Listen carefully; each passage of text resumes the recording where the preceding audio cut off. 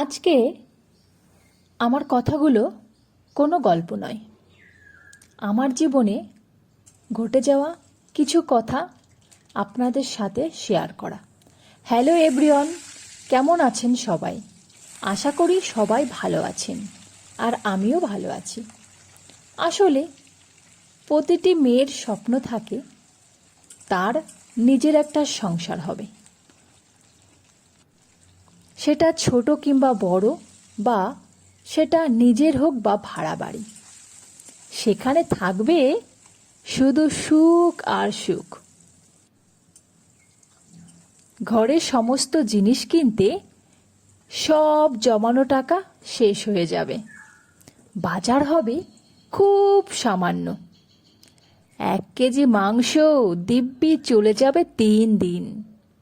ছুটির দিনে ঘুরতে দেশ বিদেশ যাওয়া হবে না ঠিকই, কিন্তু বাড়ির পাশে পার্কে বা কলেজ মাঠে রোজ বিকালে 1 প্লেট ফুচকা আর একটা আইসক্রিম দুজনে ভাগ করে খেলেই চলবে।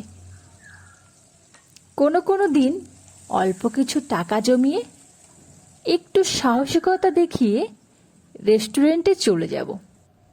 বাজেটের মধ্যে দেখে কিছু অর্ডার করব, আর না খেয়ে পারলে নিয়ে চলে আসব বাড়িতে।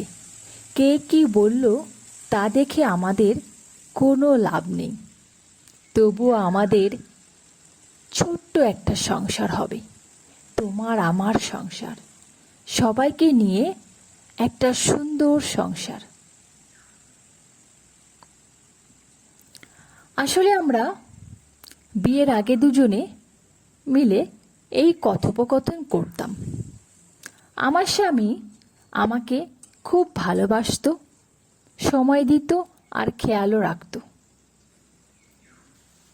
তারপর আমাদের বিয়েটাও হয়ে যায়, আর তারপর থেকে সংসার জীবন শুরু হয়ে গেল। আর তখন বুঝতে পারলাম সবকিছু ভাবলেই হয় না, এ যেন এক কাল্পনিক স্বপ্নের জগৎ। তারপর ধীরে ধীরে বাস্তবতা আমাদেরকে ঘিরে ধরল। আসলে আবেগের বশে আমরা যতই কিছু বলি না কেন, বাস্তবতাটা একটু ভিন্ন আর কঠিন। স্বামীর টাকা থাকা আসলেই খুব দরকার। যার স্বামীর যত টাকা আছে, শ্বশুরবাড়িতে তার তত সম্মান আছে। মূলত স্বামীর টাকা দেখে সবাই গুরুত্ব দেয়। স্বামীর টাকা থাকলে শ্বশুরবাড়িতে আপনি সব থেকে সুন্দরী বউ, আর বাবার বাড়িতে গেলে আপনার তো আদরের শেষ নেই। বাইরে গেলে যারা আপনাকে চেনে না, তারাও আপনাকে ডেকে ডেকে কথা বলবে। এই পৃথিবীতে যার স্বামীর যত বেশি টাকা, তার তত বেশি সম্মান। স্বামীর টাকা থাকাটা আসলেই দরকার।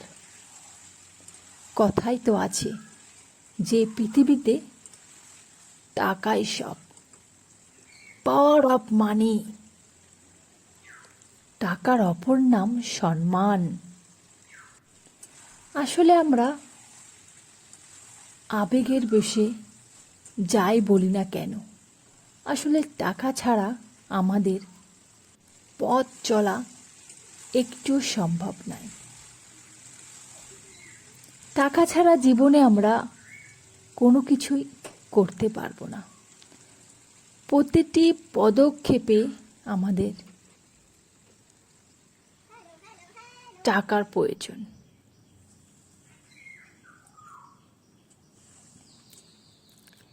হয়তো কথাগুলো শুনতে খারাপ লাগলেও এটাই সত্য। আমার কথাগুলো যদি কারোর খারাপ লাগে তাহলে ক্ষমা করবেন। আমি কাউকে উদ্দেশ্য করে কিছু বলিনি, আমার নিজের যেটা ঠিক মনে হলো সেটাই বললাম। যদি আমার কথা শুনে কোনোভাবে কারো খারাপ লাগে তাহলে আমাকে ক্ষমা করে দেবেন আর আমাকে অনেক অনেক ভালোবাসা দেবেন, আমার পাশে থাকবেন।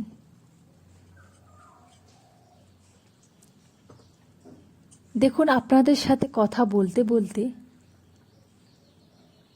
আমার রান্নাটাও প্রায় শেষ হয়ে গেল। তো বন্ধুরা, আমার রান্নাটা কেমন হলো সেটা কমেন্ট করে জানিও, আর সবাই ভালো থেকো।